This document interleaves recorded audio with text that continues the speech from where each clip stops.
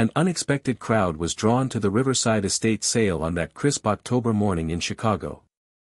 Moving with practiced efficiency among the curious buyers browsing decades of accumulated treasures was antique dealer Sofia Martinez. Her trained eye quickly separated valuable pieces from mere clutter as she navigated the sprawling Tudor-style mansion. For nearly a century, the Williamson family had lived in this house before the last heir, the elderly Margaret Williamson, passed away without children. Now, strangers rifled through their personal belongings, each item tagged with a price that reduced a lifetime of memories to mere dollars and cents. In the mansion's wood-paneled library, a collection of framed photographs arranged on an antique mahogany desk was discovered by Sofia. Most were typical family portraits from various decades, graduation photos, wedding pictures, holiday gatherings. But one particular frame caught her attention, its ornate silver border tarnished with age. The photograph, clearly from the 1920s based on the clothing and photographic style, showed a young couple posed in what appeared to be their living room. A three-piece suit with a pocket watch chain was worn by the man, his hair slicked back in the fashion of the era. The woman, dressed in a drop-waist dress typical of the flapper period, sat gracefully beside him, a gentle smile playing on her lips. Cradled in the woman's arms between them was an infant who couldn't have been more than 6 months old. A long christening gown of delicate white lace, the kind wealthy families commission for special occasions, was worn by the baby. At first glance, the prosperity and happiness of the Roaring Twenties were embodied by the portrait, a successful couple with their precious child posed in their comfortable home. The lighting was professional, suggesting this was a formal portrait session rather than a casual family snapshot. But as Sofia examined the photograph more closely, something about the baby's expression made her pause. While the parents smiled warmly at the camera, radiating contentment and pride, something entirely different was held in the infant's eyes.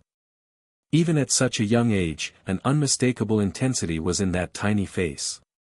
Not the blank, innocent gaze typical of babies, but something that seemed almost aware, almost fearful.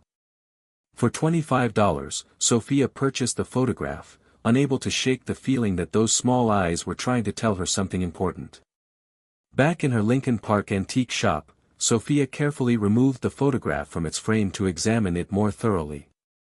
That the most valuable information about old photographs often lay hidden on the back was something her years of experience had taught her: photographers' stamps, dates, names, or notes that provided crucial context. Exactly what she had hoped to find was revealed on the back of the photograph, an embossed stamp reading, Henryk Kowalski Photography Studio, Chicago, Illinois, along with a date written in elegant script, October 15, 1920.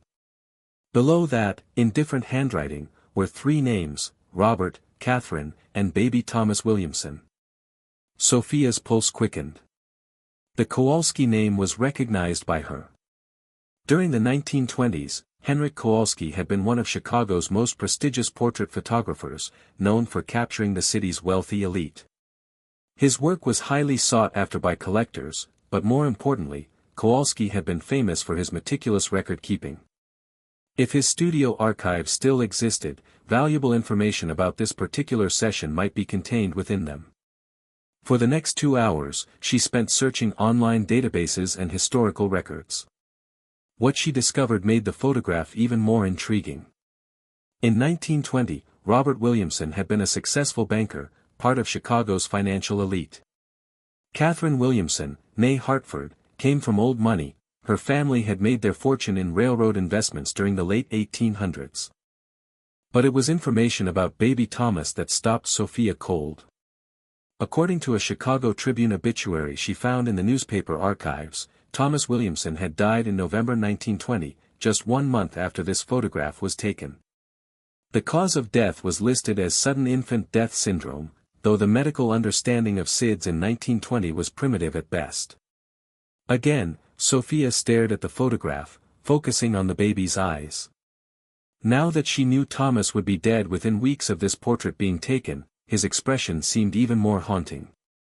Was it possible that somehow, in that mysterious way that sometimes occurred with old photographs, something that the human eye couldn't see had been captured by the camera? She reached for her phone to call Dr. Elizabeth Chen, a photography historian at Northwestern University who specialized in early 20th century portraiture. If anyone could help her understand the technical aspects of what she was seeing, it would be Dr. Chen.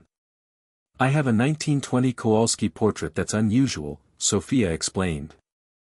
"The baby's expression doesn't match the parent's mood at all. It's almost as if the child is seeing something the adults can't." "Bring it in tomorrow morning," Dr. Chen replied, her voice immediately interested. Kowalski was known for capturing things other photographers missed. His portraits often revealed more than his subjects intended to show. A museum of photographic history was resembled by Dr. Elizabeth Chen's office at Northwestern University. Vintage cameras from different eras lined the shelves, and the walls displayed examples of significant portrait photography spanning nearly 2 centuries. When Sophia arrived the following morning, Dr. Chen was already preparing her examination equipment. "Henryk Kowalski," Dr. Chen mused as she carefully placed the photograph under her specialized lighting. An interesting figure in Chicago's photography scene he was. Immigrated from Poland in 1910, built a reputation for portraits that seemed to capture people's inner essence rather than just their appearance. Through her magnifying equipment, Dr. Chen studied every detail of the image. Exceptional is the technical quality, even by Kowalski's standards. "Look at the depth of field, the way he's captured the texture of the mother's dress, the intricate details of the baby's christening gown." Sophia watched as Dr. Chen focused intently on the baby's face. "What's unusual about the infant's expression?" "Several things," she said. "First, babies this young, probably 4 to 6 months old, typically have very limited facial expressions.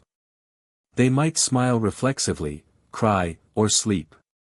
But this child appears to be focusing on something specific outside the camera's range." Dr. Chen adjusted her equipment to get a clearer view. "Look at the direction of his gaze. He's not looking at his parents, not at the photographer, but towards something to the left of the camera setup. Could it be a sound that caught his attention? Possibly, but notice his facial expression. This isn't curiosity or a startle response. If I had to describe it, I'd say it looks like weariness, even fear." Dr. Chen continued her examination, paying special attention to the lighting and shadows in the photograph. "Something else interesting is here. Kowalski was famous for his use of natural light. But in this portrait, there are multiple light sources. See these shadow patterns? They suggest strong lighting was coming from that same direction the baby is looking toward. What kind of lighting? Hard to say definitively, but it's not consistent with the soft natural light Kowalski typically preferred. It's almost as if something bright, perhaps reflected light or an additional lamp, was positioned in that area during the shoot." Dr. Chen leaned back in her chair, removing her glasses in a gesture Sophia was beginning to recognize as significant. "Sophia, in my experience, when babies this young show such a specific, focused expression, they're usually reacting to something immediate in their environment. The question is, what was in that room that we can't see in the photograph?" "The baby died a month later," Sophia revealed quietly. "Sudden infant death syndrome, according to the records." Dr. Chen's expression grew more serious. "That changes things. In 1920, SIDS wasn't well understood, and many infant deaths that might have had other causes were attributed to it. Combined with this child's expression," she paused, studying the photograph again. "I think we need to research this family more thoroughly." The following days were spent by Sophia immersed in research at the Chicago History Museum. A picture of typical wealthy Chicagoans of the 1920s was painted by the Williamson family records, charity events, business dealings, society page mentions.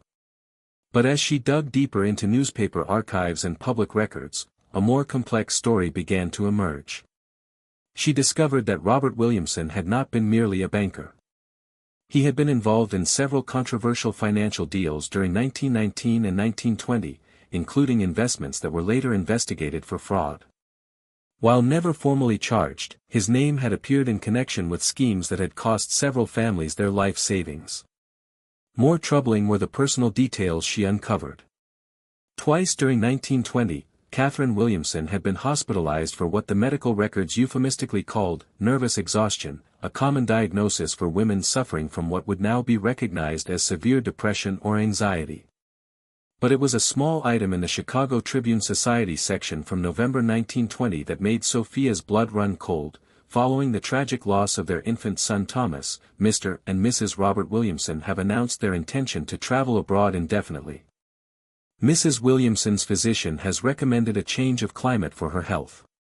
More clues were found by Sophia in the Cook County property records.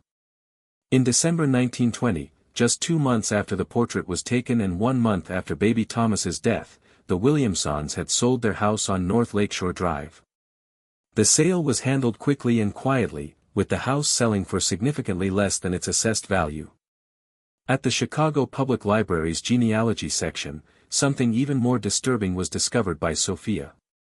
Thomas Williamson had not been the couple's first child to die young. In 1918, Catherine had given birth to a daughter, Mary. According to the death certificate, Mary had died at 8 months old, also attributed to sudden infant death syndrome. 2 babies, both dead before their first birthdays, both deaths attributed to the same mysterious cause that doctors in 1920 barely understood. Again, Sophia stared at the photograph, focusing on baby Thomas's worried expression. Had this child somehow sensed that he was in danger? One more crucial discovery was led to by her research. The Williamsons' house on North Lakeshore Drive was still standing. It had been converted into luxury condominiums in the 1980s, but the building's original structure remained largely intact. The current owner of what had been the Williamsons' unit was Dr. Amanda Foster, a pediatrician who had purchased the condo specifically because of its historical significance.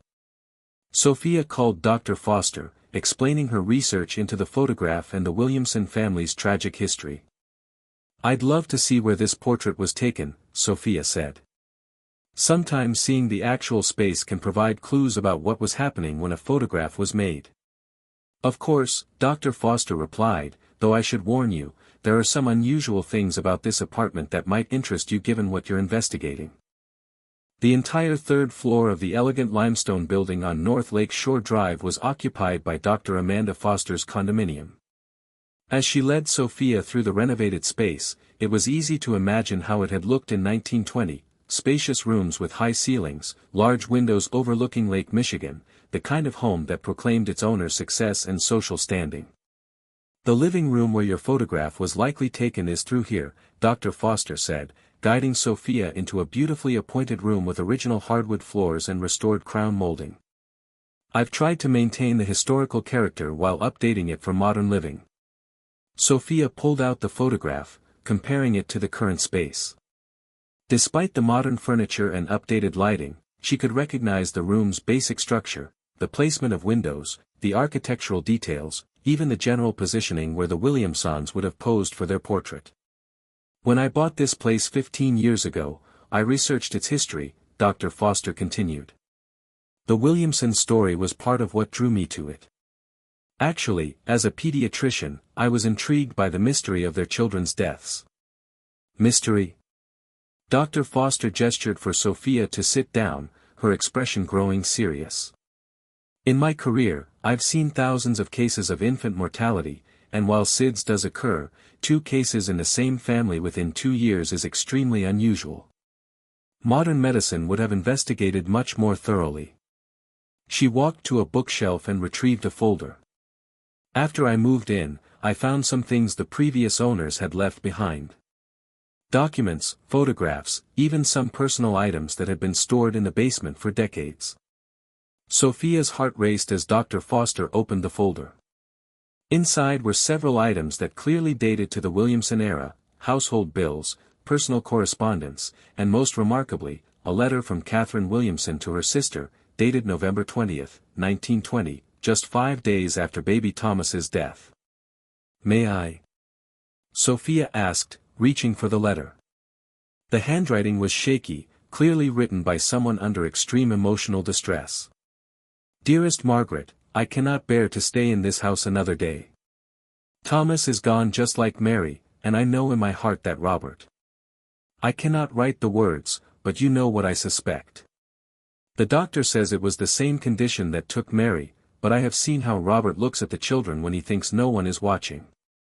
There is something cold in his eyes. Something that frightens me. I found the bottle of laudanum hidden in his study, far more than any person would need for occasional pain. And the night Thomas died, Robert had been alone with him for over an hour before calling for help. When I touched my baby's skin, it was so cold, Margaret. So very cold. Sophia's hands trembled as she finished reading. She looked up at Dr. Foster, who nodded grimly. "There's more," Dr. Foster said quietly. "I think you should see the room that was the nursery." Dr. Foster led Sophia down a hallway to what had been converted into her home office. This was the nursery in 1920. When I renovated, I discovered something behind the original wallpaper that the previous owners had never removed. She pointed to a section of wall where the historical wallpaper had been carefully preserved under glass. "Look closely at the pattern." Sophia examined the delicate floral wallpaper, typical of the period. But as she studied it more carefully, she noticed something unusual. In several places, the pattern was interrupted by small dark stains that looked almost like fingerprints. Tiny fingerprints pressed into the wallpaper at about the height where a crib would have been placed, Dr. Foster confirmed. And they're not alone. She led Sophia to another section of the preserved wallpaper where the stains were different, larger, more irregular. These tested positive for laudanum when I had them analyzed out of curiosity. Sophia stared at the evidence, her mind reeling. "You think Robert Williamson was drugging his children?" "I think Robert Williamson was systematically poisoning his children with laudanum, and Catherine suspected it but couldn't prove it. Laudanum was readily available in 1920, often used for everything from headaches to insomnia. A banker like Robert would have had easy access to it, and the symptoms of laudanum poisoning in infants could easily be mistaken for SIDS." Dr. Foster walked to her desk and retrieved another document. "I also found this, a partial diary entry that Catherine apparently hid behind a loose floorboard." The diary entry, written in Catherine's increasingly desperate handwriting, painted a horrifying picture. October 10, 1920. "Thomas has been so listless lately, sleeping far more than a healthy baby should. When I mentioned this to Robert, he became angry, saying I was being an overprotective mother, just as I had been with Mary. But I watch him when he thinks I'm not looking. I've seen him give Thomas what he claims is medicine, but the baby always becomes drowsy afterward. I found the small brown bottle in Robert's study again, the same type that was there when Mary was sick. He says it's for his back pain, but I've never seen him take any. And there are marks on the bottle, tiny scratches that look like someone has been measuring doses. Tonight, I'm going to watch more carefully. I'm going to protect Thomas, even if it means." The entry ended abruptly, the handwriting trailing off as if Catherine had been interrupted. Sophia looked back at the photograph, understanding now why baby Thomas's eyes held such weariness. He was looking at his father during the portrait session. "That would be my assessment," Dr. Foster agreed. "Babies that young are incredibly sensitive to danger. If Robert Williamson had been systematically poisoning Thomas, the child would have learned to associate his father's presence with feeling sick, with pain. That expression in the photograph isn't random. It's a baby's instinctive recognition of threat." Armed with this new understanding, Sophia returned to her research with renewed urgency. She needed to find Henryk Kowalski's studio records, hoping they might contain additional details about the portrait session that could confirm their suspicions. After several phone calls and emails, she discovered that Kowalski's archives had been donated to the Chicago Photography Archives at Columbia College after his death in 1965. The archivist, Dr. Marcus Webb, agreed to meet with Sophia to examine any records related to the Williamson portrait. Kowalski was incredibly detailed in his record-keeping, Dr. Webb explained as they descended into the climate-controlled basement where the archives were stored. He documented not just the technical aspects of each shoot but often included personal observations about his subjects. They located the 1920 ledger, and Dr. Webb carefully turned to the October entries. There, in Kowalski's precise handwriting, was the entry for October 15, 1920. Mr. and Mrs. Robert Williamson with infant son Thomas. Commission, formal family portrait for holiday cards.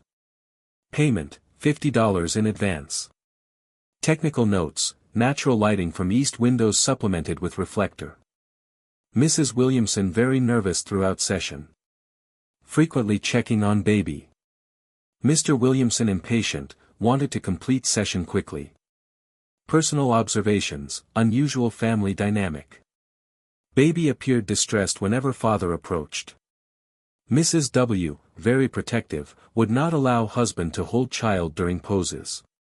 Infant healthy appearing but seemed unusually alert, shocked, wary for age. Recommended they reschedule when baby more settled, but Mr. W. insisted on proceeding. Final note, during final exposures, baby became agitated when father moved closer for group pose. Expression captured shows infant's clear distress. Mrs. W. requested I not include certain poses in final selection, asterisk. A chill ran down Sophia's spine.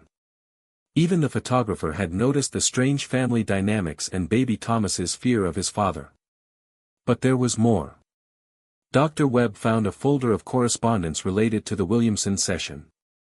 Inside was a letter from Catherine Williamson to Kowalski, dated November 25, 1920, 10 days after Thomas's death. Dear Mr. Kowalski, I am writing to request all photographs and negatives from our October session. My husband has asked me to retrieve them due to our son's recent passing. However, I must ask you a personal favor. If you observed anything unusual during our session, anything that concerned you about my family's welfare, please document it and keep those records safe. I fear there may come a time when such observations become important. I am enclosing payment for an additional set of prints to be held in your personal files. Please do not mention this to my husband. Sincerely, Mrs. Catherine Williamson. P.S. My baby's eyes in that final photograph. You captured something important. Please preserve it. Sophia realized that what she had uncovered was potentially evidence of century-old murders. Despite the passage of time, she felt a moral obligation to document her findings properly. She contacted Detective Maria Santos of the Chicago Police Department's Cold Case Unit, explaining that she had discovered evidence related to suspicious infant deaths from 1920. Detective Santos, a seasoned investigator with 15 years of experience, was intrigued enough to meet with Sophia at the antique shop. As Sophia laid out all the evidence, the photograph, Catherine's letters, Dr. Foster's discoveries, and Kowalski's records, Detective Santos listened with growing interest. Obviously, we can't prosecute a case from 1920, Detective Santos said. But from an investigative standpoint, this is fascinating. The pattern you've identified is consistent with what we now know about family annihilators, people who systematically kill family members, often for financial reasons. She studied the photograph carefully. Infanticide cases from that era were rarely investigated thoroughly, especially when the perpetrator was a wealthy, respected member of the community. And laudanum poisoning would have been almost impossible to detect with 1920s medical knowledge. Detective Santos pulled out her laptop and began searching modern databases. Let me see what I can find about Robert Williamson's later life. After several minutes of searching, she found records that made the case even more compelling. Robert Williamson remarried in 1925 to a wealthy widow named Helen Morrison. She had 2 young children from her previous marriage, a son and a daughter. Sophia's heart sank, sensing what was coming next. Both children died within 2 years of the marriage. The son in 1926, age 6, attributed to pneumonia. The daughter in 1927, age 4, from what was called wasting sickness. Helen Morrison Williamson died in 1928, apparently from grief and declining health. He did it again, Sophia whispered. It certainly appears that way, Detective Santos said. By 1930, Robert Williamson had inherited substantial wealth from his second wife and had moved to California, where he lived comfortably until his death in 1954. Never remarried, no more children. She closed her laptop. What you've uncovered here is evidence of a serial killer who used his social position and the medical limitations of his era to murder multiple family members, probably for financial gain. Robert Williamson eliminated his own children and stepchildren and likely contributed to his wives' deaths through psychological abuse. She looked at the photograph again, focusing on baby Thomas's fearful expression. This child knew he was in danger. Somehow that camera captured his recognition of a threat that the adults around him either couldn't see or chose to ignore.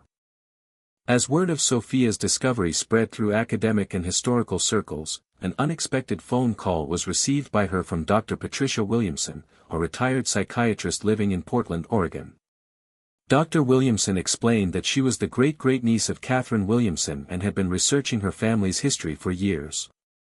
"I've been trying to understand what happened to Catherine after she left Chicago in 1920, Dr. Williamson said. "Your research may have finally provided the answers I've been looking for." They arranged to meet when Dr. Williamson flew to Chicago the following week. She brought with her a collection of family documents that had been passed down through Catherine's sister's family, items that Catherine had sent to her sister Margaret over the years. The most significant discovery was Catherine's complete diary, which she had apparently mailed to Margaret in pieces between 1920 and 1925. The complete diary told a harrowing story of a woman who had slowly realized that her husband was a murderer but had been trapped by the social and legal constraints of her era. The entry for October 15, 1920, the day of the portrait session, was particularly revealing. "Today we had our photograph taken. I insisted that Thomas be included, though Robert was reluctant. He said the baby would spoil the formal nature of the portrait. But I wanted a record of our family while Thomas is still with us. I have such fears about his health lately."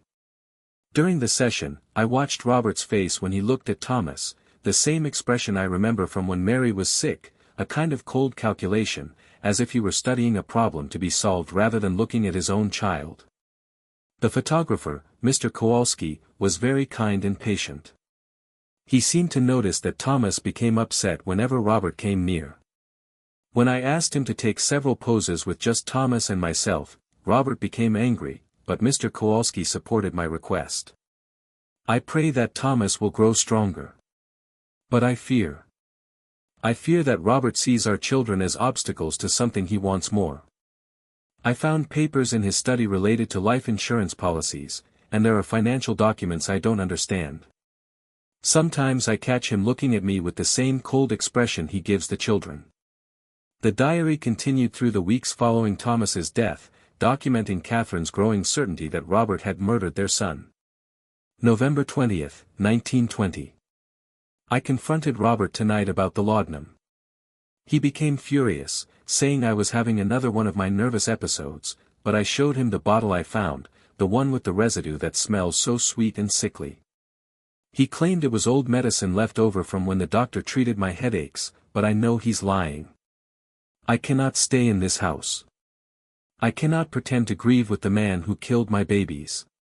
Tomorrow, I will take what money I can access and go to Margaret. Robert can have his wealth and his reputation.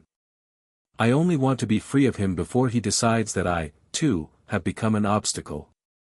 6 months after Sophia's initial discovery, the Williamson case had become a subject of academic study and historical fascination.